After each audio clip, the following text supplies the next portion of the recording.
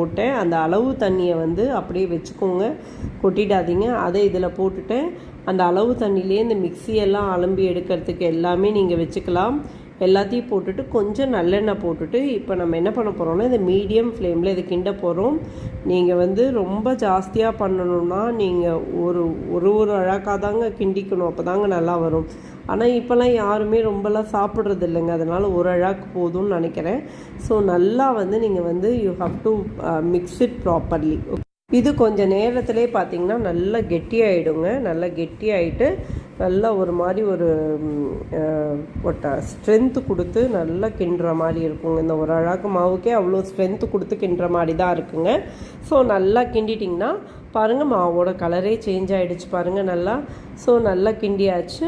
So இதை வந்து என்ன பண்ணுங்கன்னா கொஞ்சம் நேரம் நல்லா ஒரு மூடி போட்டு மூடி வச்சுடுங்க இதை. அப்புறமா இதை வந்து நம்ம வந்து எடுத்துக்க போகிறோம். இது வந்து